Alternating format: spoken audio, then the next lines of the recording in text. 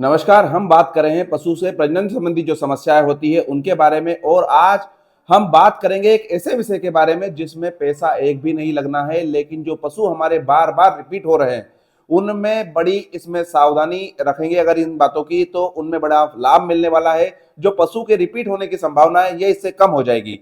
तो जी हाँ दोस्तों, आज हम बात करेंगे कि आखिर जब हम सीमन डलवाते हैं तो वो कब डलवाना चाहिए। सामान्यतः कहा जाता है कि सुबह गर्मी पे आए तो शाम को भी डलवाना चाहिए, शाम को गर्मी पे आए तो सुबह डलवाना चाहिए। लेकिन क्या ये हर परिस्थिति में सही है?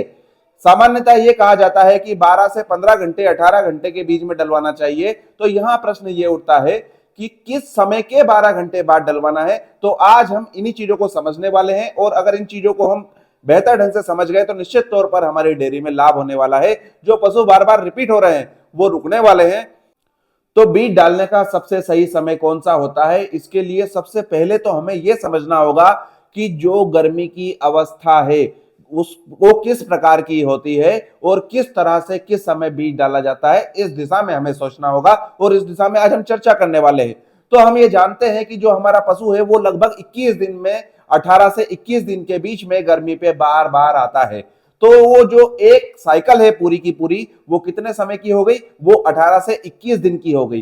तो उसको अब हम 4 भागों में बांटेंगे। ये समझना बड़ा आवश्यक इसलिए है क्योंकि हमें ईस्ट्रस फेज में डालना है। तो हम सबसे पहले ये समझ लें कि उन 21 दिनों में वो ईस्ट्रस फेज जब हमें बीज डालना है वो कब आने वाली है। तो हम ये देखते हैं कि जो ये अवस्था है गर्मी की, ये गर्मी की अवस्था है। इसमें 4 अवस्था होती है। एक होती है प्रो ईस्ट्रस, दूसरी होती है ईस्ट्रस, तीसरी होती है मेट ईस्ट्रस और चौथी होती है डाई ईस्ट्रस।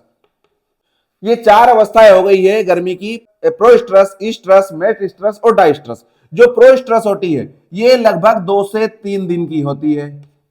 जो ईस्ट्रस होती है ये 24 घंटे की होती है, और यही वो स्टेज है जिसमें हमें बीज डालना है।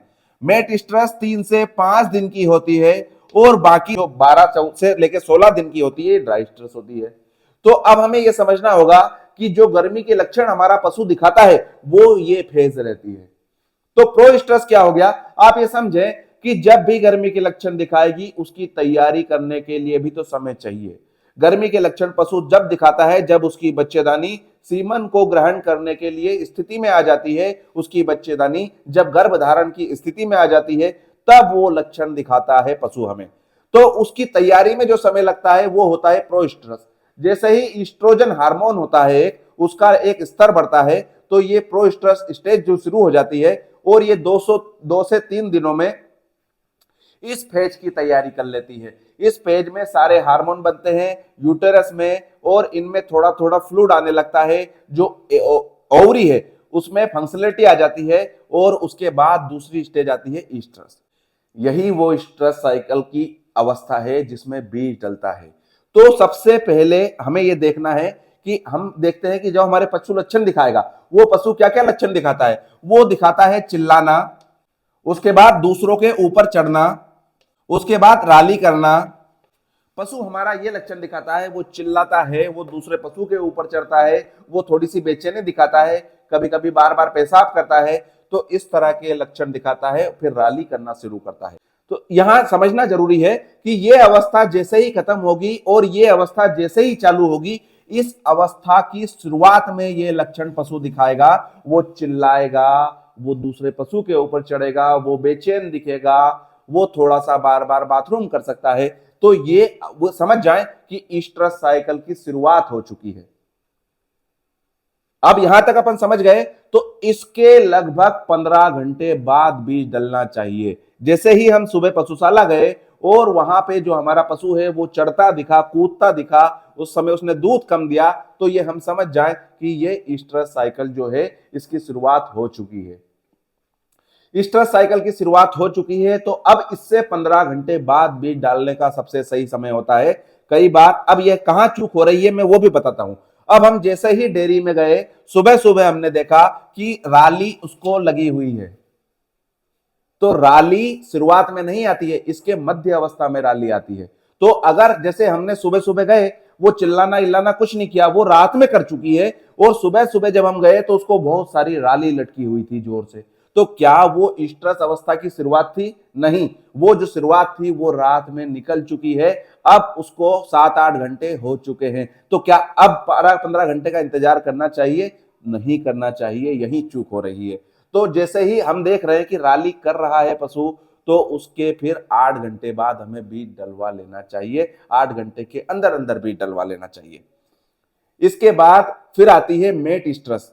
ये मेट स्ट्रेस वही अवस्था है जब आपने कई बार देखा होगा कि साहब हमने बीज डलवाया और उसके तीसरे चौथे दिन उसने खून डाला, हल्का सा खून डालना जो होता है वो एक सामान्य प्रक्रिया है। मेट स्ट्रेस जब ये अवस्था थोड़ी सी खिंच जाती है और पशु जो है वो चरम अवस्था पे आ जाता है, तो उसमें ब्लीडिंग होती है। वही ब्लीडिंग जो होती है मेट स्ट्रेस जो फेज होती है इसमें होती है। इसीलिए उस जो ब्लीडिंग होती है, जो खून आता है, उसको कहा जाता है मेट स्ट्रेस ब्लीडिंग।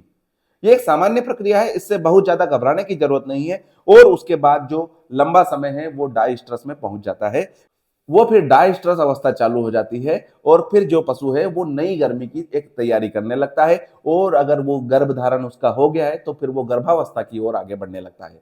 अब एक चीज और हम समझेंगे कि जो पशु है उसका जो बीज है कब डलवाना चाहिए। इसके दो भाग है। बीज दो तरीके से डलवाया जा सकता है, या तो हम प्राकृतिक रूप से डलवा सके, सांड से डलवा सकते हैं, या दूसरा हम कृत्रिम गर्भाधान जो हम सीमन डालते हैं, कोई व्यक्ति आते हैं वो सीमन डालते हैं, तो वो होता है कृत्रिम गर्भाधान। तो दो तरीके हमारे पास बीज डालने के हो गए, एक प्राकृतिक गर्भाधान हो गया, एक कृत्रिम गर्भाधान हो गया। तो प्राकृतिक गर्भाधान का कब समय है और कृत्रिम गर्भाधान का कब समय है, ये भी हमें समझना आवश्यक है। इस तो आप ये देखिए कि स्ट्रेस की अंतिम अवस्था, ये देखिए हमने क्या कहा, 15 से 18 घंटे के बीच में डलना चाहिए। ये 24 घंटे की है, मतलब मिड हीट, मध्य अवस्था के बाद में डलता है कृत्रिम गर्भाधान। और इसके जैसे ये लक्षण दिखाएगी तो इसके 8 घंटे के अंदर अंदर, मतलब स्ट्रेस की शुरुआती में ही आपको दिखाना है सांड को या पाड़े को। तो जो प्राकृतिक गर्भाधान होता है वो शुरुआती लक्षण के साथ ही करवाया जा सकता है और कृत्रिम गर्भाधान करते हैं। इसीलिए कहा जाता है कि जो ये स्ट्रेस साइकिल है 24 घंटे की, तो शुरुआती जो 10 घंटे होते हैं वो होते हैं प्राकृतिक गर्भाधान के, और उसके बाद जो 15 घंटे के बाद से लेकर 24 घंटे का समय होता है वो होता है कृत्रिम गर्भाधान के लिए। यहां ये देखिए, ये बच्चेदानी है और ये योनि है, ये इसका सर्विक्स है, ये सर्वाइकल फोल्ड है, और ये बच्चेदानी के दो हॉर्न हैं, और ये यहाँ पे है ओवरी, इसी में से अंडा निकलता है। ये दो हॉर्न होते हैं, दो ओवरी होती है, और ये एक बच्चेदानी में यहाँ बीच में एक जगह होती है जिसको बोलते हैं सर्विक्स। इसकी आवश्यकता क्यों है, आप ये देखिए कि जब बच्चा यहाँ बढ़ेगा तो ये पूरी तरह से पैक हो जाएगा ताकि बाहर का कोई भी चीज अंदर ना जा सके, तो जो बच्चा है वो इन्फेक्शन से फ्री रहता है। इसलिए प्रकृति ने इसकी व्यवस्था कर रखी है। तो अब हम ये देखेंगे कि जैसे ही ईस्टर साइकिल जो अभी हमने समझा उसकी शुरुआत होगी, तो सिक्रीशन दो प्रकार के होते हैं। एक सिक्रीशन होता है यहाँ, ये होती है वजाइना, योनि, और ये होता है सर्विक्स। ये इसका सर्विक्स तो ये है इसकी यूट्रस, बच्चेदानी। बच्चेदानी में से भी सिक्रीशन होगा। ये सिक्रीशन इसलिए जरूरी है कि यहाँ पानी जैसा एक फ्लूइड भरा रहता है। जैसे ही शुक्राणु आया, यहाँ से अंडाणु आया, उनका मिलन हुआ और उनने एक अपनी नई अवस्था शुरू की, तो शुरुआती स्तर का जो उनको पोषण होता है वो इसी फ्लूइड से मिलता है, इसलिए ये सिक्रीशन होता है। दूसरा सिक्रीशन होता है वेजाइना से, उसकी योनि से। ये सिक्रीशन किसी पौष्टिक तत्वों से भरपूर नहीं होता है, ये केवल चिपचिपापन प्रदान करता है। ये चिपचिपापन इसलिए आवश्यक है, जब कोई प्राकृतिक गर्भाधान होता है तो वो यहाँ पे लिक्विडिटी बनी रहती है, तो जो पॉपुलेशन है उसमें समस्या नहीं आती है। इसलिए आप ये देखते हैं कि सबसे पहले जो सिक्रीशन, जब गर्मी पे पशु आता है तो हमें हल्की सी इतनी सी राली दिखती है, यहाँ हल्की सी चिपकी हुई दिखती है, तो वो जो सिक्रीशन है वो यहाँ का है। आप उसको जब ऐसे करेंगे तो आपको बहुत चिकनी दिखेगी, वो यहाँ का सिक्रीशन है। जब वो यहाँ का सिक्रीशन हो रहा है तो वो कृत्रिम गर्भाधान के लिए सही समय नहीं है। कृत्रिम गर्भाधान के लिए जो सही समय है वो फिर आप देखेंगे कि एक दूसरी राली जो होती है वो होती है कि यहां से शुरू होकर यहां तक नीचे तक टिक जाती है, जमीन से टिकने लगती है, वो लंबे लंबे लंबे लंबे तांते बनने लगते हैं। तो वो जो सिक्रीशन है वो यहाँ का नहीं है, वो है बच्चेदानी का सिक्रीशन। वो सही समय है गर्भधारण कृत्रिम रूप से करवाने का। आप एक चीज और देखिए कि जो प्राकृतिक गर्भाधान है उसे तो हम 8 घंटे के अंदर अंदर करवा रहे हैं, और जो कृत्रिम गर्भाधान है उसको हम 15 घंटे 18 घंटे के बाद करवा रहे हैं। उसका भी एक कारण है। उसका कारण ये है कि ये है ओवरी, यहां बहुत सारे अंडे होते हैं, ये अंडे निकलते हैं और ये ऐसी एक नली होती है, वो यहां से आते आते आते आते इसको यहां समय लगता है। जैसे ही ओव्यूलेशन हुआ, जैसे ही ओवरी से अंडा निकला, उसको यहां आने में लगभग 12 घंटे लगते हैं। तो हमने क्या किया, जब प्राकृतिक गर्भाधान किया तो हमने लगभग जो ईस्ट्रस साइकिल है उसके शुरुआती 7-8 घंटे के बीच में करवा दिया, जब वो तेज गर्मी पे होती है तब करवा दिया। तो जो, क्योंकि प्राकृतिक गर्भाधान और कृत्रिम गर्भाधान में एक महत्वपूर्ण अंतर है। प्राकृतिक गर्भाधान में जो सांड है, जो पाड़ा है, वो सीमन यहां छोड़ता है, वो सर्वाइकल फोल्ड को पार नहीं करता। जबकि हम जो कृत्रिम गर्भाधान करते हैं उसमें जो गन होती है उसको हम सीधी इससे भी पार करवा के जो सीमन है वो यहां डिपोजिट करते हैं। तो जब सीमन प्राकृतिक गर्भाधान में यहां होगा तो इस सीमन को यहां तक आने में भी 7-8 घंटे का समय लगता है। तो इसलिए इसको 8 घंटे पहले डलवाया जाता है। प्रकृति ने जो व्यवस्था की है, और चूंकि हम कृत्रिम गर्भाधान में डायरेक्ट यहां डाल रहे हैं तो ये 8 घंटे पहले डालने का प्रश्न ही नहीं उठता। ये अंडा यहां से लगभग 16वें-18वें घंटे पे आया और हमने सीधा यहां पे बीज डाल दिया, तो ये अंडा भी यही है, बीज भी डायरेक्ट यहां डल गया, तो हमारा जो गर्भाधान है वो सफल हो जाएगा। दूसरी चीज है, प्राकृतिक गर्भाधान में क्या होता है, अगर हमने 15-18 घंटे में किया तो वो तो पहले ही आ गया, और प्राकृतिक गर्भाधान यहां सीमन डाल रहा है तो इस सीमन को यहां से आने में भी 8 से 10 घंटे लग रहे हैं। इसलिए प्राकृतिक गर्भाधान पहले होता है, कृत्रिम गर्भाधान लगभग बाद में होता है। तो यहां जो सबसे महत्वपूर्ण चीज है जो हमें समझना है वो यही है कि जैसे ही जो शुरुआती साइन दिखाए पशु, ये समझ जाए कि ईस्टर साइकिल जो है, वो जो ईस्टर्स की अवस्था है, ईस्टर्स फेज जो है वो शुरू हो चुकी है। अब इसके 15 घंटे बाद हमें डलवाना है। तो कोर वैल्यू ये है कि अगर सुबह हम पशु के पास गए और वो चिल्ला रहा है, वो दूसरे पशुओं के ऊपर कूद रहा है, वो बेचैन है, तो वहां पर क्या होने वाला है, वहां पर हमें लगभग 15 घंटे इंतजार करना है। सुबह सुबह 5 बजे हम डेयरी में गए और हमने देखा कि हमारा पशु कूद रहा है, फांद रहा है, तो हमें 15 घंटे, शाम को 5 और 8, लगभग 8 से 9 के बीच में बीज डलवाना है। और अगर हम गए, पशु के पीछे हल्की सी एक राली चिपकी हुई है, जो वजाइना से निकला हुआ सिक्रीशन है वो चिपका हुआ है, तो हम ये समझ जाए कि अब हमें 12 घंटे के बाद हमें बीज डलवाना है। और हम गए, और जब रात को ठीक था, और लेकिन जब हम सुबह गए तो उसकी एक लंबी राली यहां से यहां तक लटक रही है, तो उसमें 12 घंटे 15 घंटे इंतजार नहीं करना है। ऑलरेडी जो शुरुआत की अवस्था वो निकल चुकी है, मध्य हीट में जो पशु है वो आ चुका है। तो राली के तांते अगर वहां लंबे लंबे लटक रहे हैं राली के तांते, तो आप समझ जाए कि बीज डलवा लें, तो तत्काल उसमें बीज डलवा सकते हैं, और लगभग 5-7 घंटे के बीच में फिर उसमें बीज डलना चाहिए। तो ये स्ट्रेस साइकिल की अवस्था होती है, और बीज डालना का जो समय होता है अगर वो गलत है तो निश्चित तौर पर जो पशु के रिपीट होने में ये बहुत महत्वपूर्ण भूमिका निभाता है।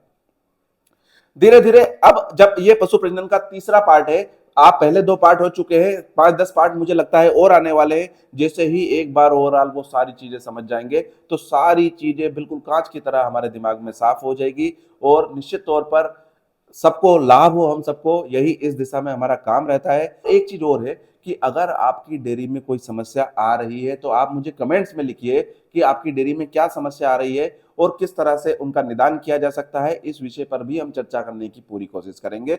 अगर जानकारी पसंद आ रही है तो वीडियो को लाइक कीजिए, चैनल को सब्सक्राइब कीजिए और बने रहिए मेरे साथ। जय हिंद, जय भारत, धन्यवाद।